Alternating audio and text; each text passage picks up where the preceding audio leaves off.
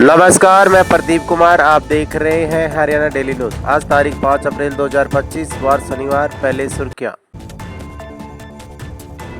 Haryana staff selection commission करेगा निकायों में सीवरमैन और माली के पदों की भर्ती, देंगे पूरी जानकारी।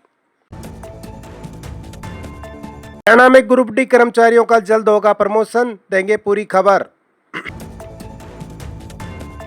हरियाणा में किसानों के लिए खुशखबरी, सोलर पंप सेट के फॉर्म 8 अप्रैल 2025 से 21 अप्रैल 2025 के बीच भरे जाएंगे, देंगे पूरी जानकारी।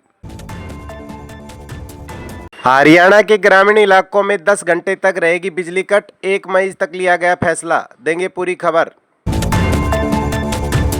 हरियाणा में श्रमिकों मजदूरों को मात्र 10 रुपये में मिलेगा भरपेट भोजन की सुविधा, खुलेगी 200 नई अटल कैंटीन, देंगे पूरी जानकारी। खबरें विस्तार से। प्रदेश सरकार ने शहरी स्थानीय निकायों के पदों के वर्गीकरण को मंजूरी दे दी है, जिसके तहत निकायों में ग्रुप ए, बी, सी और डी का वर्गीकरण कर दिया गया है। प्रदेश सरकार ने पिछले महीने ही शहरी निकायों में नौकरियों को वर्गीकरण को मंजूरी दी है। इसके तहत प्रदेश सरकार ने हरियाणा निगम कर्मचारी चयन आयोग के नियम 1988 के तहत वेतनमान के आधार पर पदों का वर्गीकरण किया है। अब ग्रुप ए में भर्ती लोक सेवा आयोग द्वारा की जाएगी और ग्रुप सी, जिसमें तहसीलदार, कनिष्ठ अभियंता, चालक, कानूनगो, नलकूप मैकेनिक, टेलीफोन ऑपरेटर, सफाई दरोगा और जनरेटर ऑपरेटर शामिल है। और इसके साथ ग्रुप डी के 32 कर्मचारियों को रखा गया है, जिसमें प्लम्बर, फिटर, मेट, सेवादार, बेलदार, क्लीनर आदि शामिल है। इनकी भर्ती अब हरियाणा स्टाफ सिलेक्शन कमीशन के द्वारा की जाएगी। हरियाणा में किसानों के लिए अच्छी खबर सामने आई है। अब सोलर पंप सेट के लिए लगवाना चाहते हैं तो उसके लिए फॉर्म 8 अप्रैल से 21 अप्रैल 2025 के बीच भरे जाएंगे। हरियाणा में 75% सब्सिडी पर सोलर पंप उपलब्ध कराए जाते हैं। अपने कागजात तैयार रखें और पहले आओ और पहले पाओ के आधार पर इस योजना का लाभ उठा सकते हैं।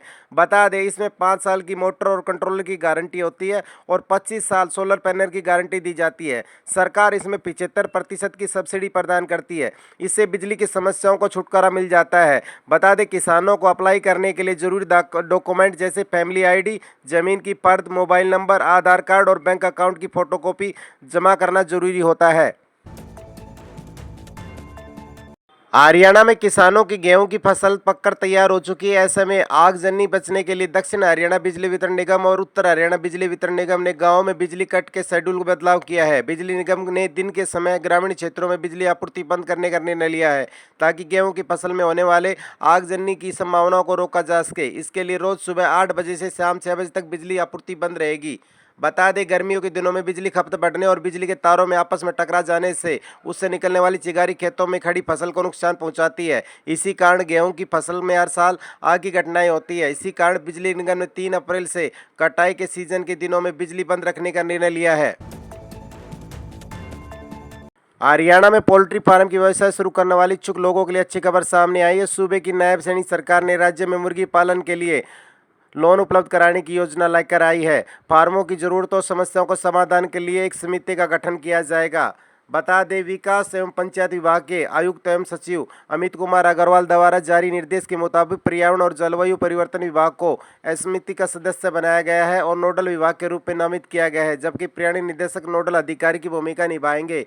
प्रदेश में आर्थिक रूप से कमजोर वर्ग के लोगों को मुर्गी पालन का व्यवसाय शुरू करने के लिए सब्सिडी पर 9 लाख रुपए का लोन दिया जाता है, जिसमें सामान्य वर्ग को 25% और SC/ST को 33% की सब्सिडी का प्रावधान दिया गया है।